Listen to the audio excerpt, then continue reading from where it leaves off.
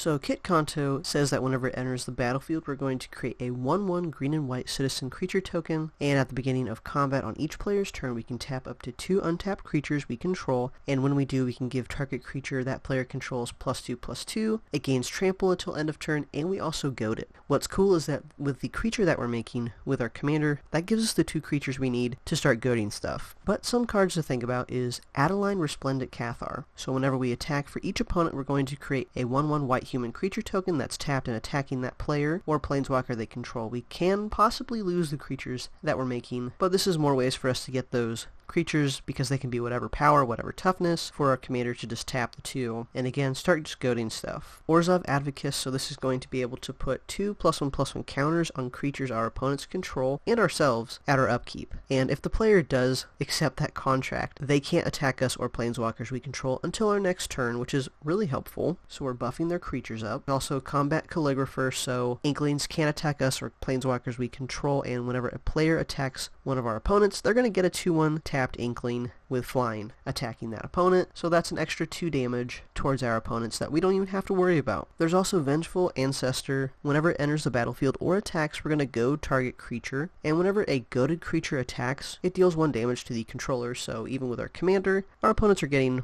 1 damage, and there's always ways to start goading more of our opponent's creatures. So Gahiji Honor 1 says that whenever a creature attacks one of our opponents or planeswalkers that an opponent's control, that creature is going to get +2/+0 until end of turn, so we're already buffing what's going on, so very powerful. There's also Kazul, Tyrant of the Cliffs. So if somebody were to attack us, for each creature that they're attacking with, they have to pay 3 mana, or else we're going to make a 3/3 ogre. And that's super powerful. This is also $8 right now, which is steadily climbing because it was like $6 last month I talked about it. So if it just so happens that it's a 1v1 at the end of the game, our opponent's going to have to pay 3 mana for each creature attacking us. So we're going to make blockers if they're not paying up, and this is a really sweet card. Let's talk about Avatar of Slaughter. So while it is 8 mana, it's an 8/8, and it also says all creatures have double strike and attack each turn if able. This is not giving the creatures goad, so we won't be able to trigger the ancestor card I previously talked about, but if we're looking to have everybody attacking for sure, this is the way to do it. There's also Crown of Doom, so whenever a creature attacks you or a planeswalker you control, it gets +2/+0 until end of turn, and we can pay 2 mana, and target player other than Crown of Doom's owner gains control of it, and they can only activate this during their turn. So there's not going to be too much trickery going on, paying 2 mana to hand this over to somebody last minute. Let's talk about Duelist Heritage. Whenever one or more creatures attack, you may have target attacking creature gain double strike until end of turn, and this is any creature. It doesn't have to be just ours. There's also Ghostly Prison, which is going to help protect us at least till the last minute that it can, or until it's removed. And it says creatures can't attack us unless their controller pays 2 mana for each creature they control that's attacking us. There's Shiny Impetus, which is going to goad a creature, give it +2/+2, and whenever that creature attacks, we get a treasure token. So by our opponents possibly losing their creature or, again, dealing damage to other opponents, we get to ramp off of this. And then there's War Cadence, which maybe not a lot of people know about, but I think it's a very powerful enchantment because we can pay X in a red, and this turn, creatures can't block unless their controller pays X for each blocking creature he or she controls. So if we leave our mana up,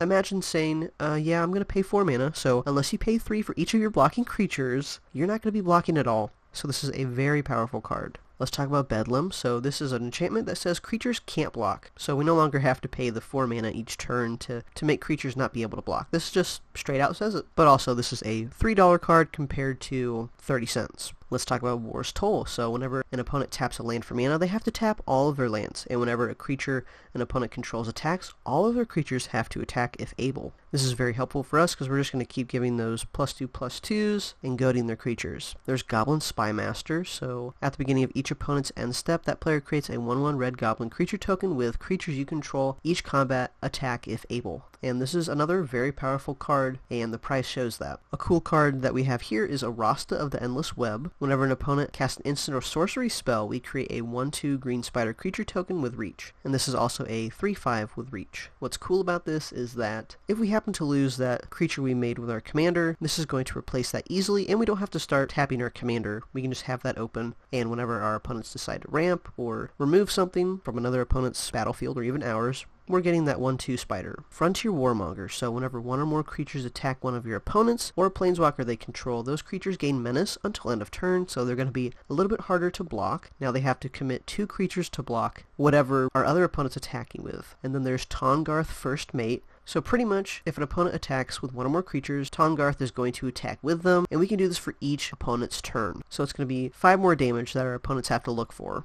Next, we're talking about Dragon Lair Spider. This is another great way to start getting us those small tokens that we can tap our creatures for. And it just says whenever an opponent casts a spell, we're going to create a 1/1 insect creature token. This is very powerful, especially only for $1.67. Not too bad. And it's a 5/6 with reach, so it's going to be able to block and take care of whatever is coming at us. Next, we're talking about Gisela, Blade of Gold Knight. So if something were to deal us damage, it's going to be halved. And whenever damage is dealt to an opponent, it's going to be doubled. And so that +2/+2 we're giving with our commander, that can end up being a very powerful thing for Gisela to promote. And the last card is Rite of the Raging Storm, and it says that creatures named Lightning Rager can't attack us or planeswalkers we control, and it says at the beginning of each player's upkeep, so even ours, that player creates a 5/1 red elemental creature token named Lightning Rager, and it gains trample, haste, and at the beginning of the end step, they have to sacrifice it. So we can end up giving this +2/+2, making it a 7/1 with trample, and that's very powerful, just swinging at our opponents, and it can't even come on us.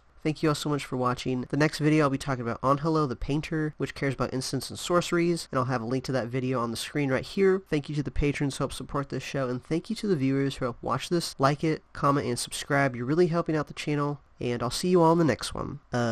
Peace.